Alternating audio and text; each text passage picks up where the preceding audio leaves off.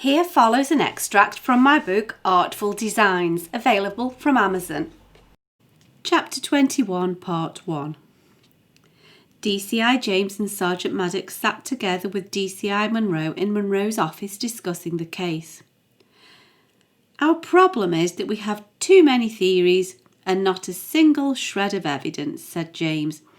The one witness we do have can't be trusted to know what he's on about, and even if he is telling the truth, it can't possibly stand up in court.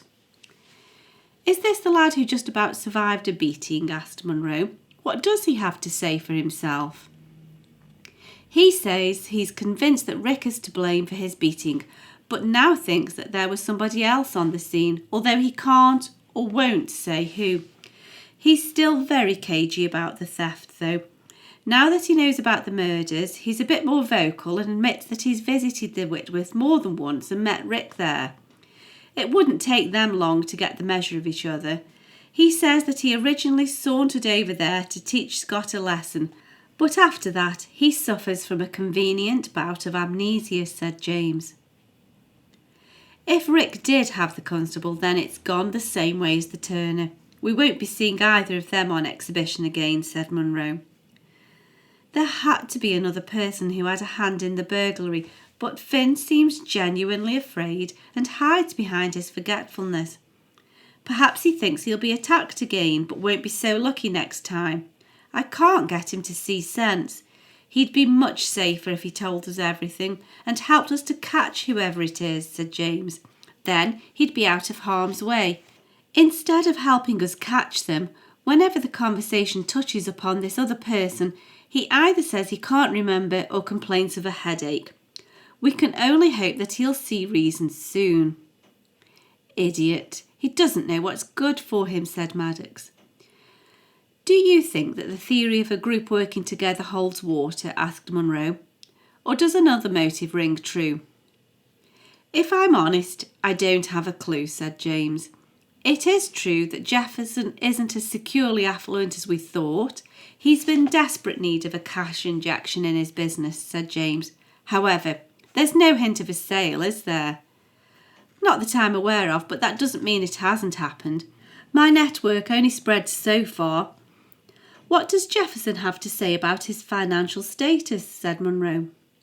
He doesn't seem fazed, said James. Apparently, it's all in a day's work, according to Jefferson. He reckons that if things get too sticky, he can approach his son who runs an offshoot company abroad. He's a cool customer, though. If his business was going to the wall, he certainly wouldn't show any sign of weakness to me. His accountants wasn't much help either. For what it's worth, I'd be more inclined to look into the organisational line of inquiry, said Munro. It's obvious that we're dealing with professionals. I'll hazard a guess that this isn't their first crime, and teamwork is the obvious reason for such a smooth operation. I agree that we aren't working with a rookie, but if it's the same crew that stole your Turner all those years ago, why is it so messy this time? Said James. Somebody's bungled it, said Maddox. Could it be Scott? He'd be new to this sort of thing. Maybe he's messed it up through inexperience. You're right, it is messy this time. There's too much attention being brought to this case, and you can be sure that certain people won't be happy about that, said Munro. Scott's frightened, that much is obvious. However, whether he's afraid of retribution or just afraid of being wrongly accused is impossible to tell, said James. Couldn't we just politely ask everybody to roll their sleeves up for us? If we found a matching tattoo, then it would clear the matter up quickly, said Munro. James groaned at the constraints laid upon him. It was true that he could politely ask everybody to show their arms, but that was as far as he could go. He didn't have sufficient evidence to insist. And even then, it didn't really prove anything. Jefferson had had a tattoo removed, which meant nothing. And even if Scott was in the gang now, it was unlikely that he'd be sufficiently integrated into the pecking order to have earned the right to have the tattoo. He knew that they were clutching at straws. They were prevented from discussing matters further by the telephone on Munro's desk ringing. Believe it or not, but Theo is downstairs and he's playing merry hell with the reception staff. He's in a rage and wants to see you. I don't think he's in the mood to oblige you with his shirt sleeves." James looked surprised but readily agreed to see Theo. "Why don't you come with me? Perhaps you could ask him instead." The 3 policemen went to meet Theo in an interview room.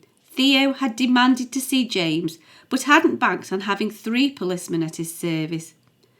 "What the hell's going on, James?" Theo yelled. "Is this the full force of the law being brought down upon me?"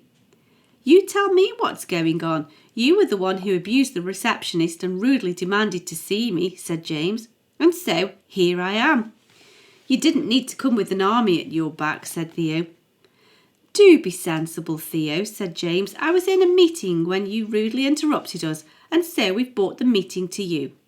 What's so urgent that you need to mistreat the staff?" Theo's temper was up, and he wasn't ready to calm down until he'd said his piece. "You said I could go to Amsterdam. Now I'm almost under house arrest and can't go anywhere. I could lose this job offer because you're being so heavy-handed. I need to go to this interview, and now, because of you, I'm landlocked." "With all due respect, it's not because of me. It's because of a murderer. There's a stolen masterpiece and 2 people are dead. Everybody has got to stay put until we find the culprit. You of all people should understand this," said James. Theo's eyes blazed with anger. "Of course I know it," he said.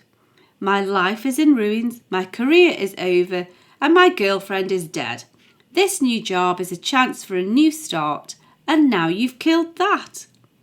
"It can't be helped, Theo. We have to do whatever is needed, and the sooner everyone helps us, the quicker we'll get to the bottom of this, and we can all get on with our lives," said James. "I have helped you, and what do I get in return?" "Nothing," said Theo. "What more can I do?" "Could you roll up your shirt sleeves?" said Munro. It was as though Theo had forgotten that anybody except himself and James were in the room, and he jumped at the sound of another voice. "What? What on earth are you on about?" said Theo. "If you want to help us further, please would you roll up your shirt sleeves? I'd like to see your arms," said Munro. "I've had enough of your stupid games." Theo turned to leave, but then made a last remark to James. "When you've got something sensible to ask, I'll do my best to comply. Until then, I'd like to try and get the pieces of my life together. To start with, I'd like you to get your stupid police constable to let me get inside my own gallery. I've some personal belongings there that I'd like to get. You can accompany if you like, if you want to make sure I don't nick a painting while I'm at it." This last remark was punctuated by a slam of the door as he left the interview room. "You'd better get after him and escort him out of the building, Maddox," said James. "If you're feeling generous, maybe you could go with him to assist him in collecting his belongings from the gallery.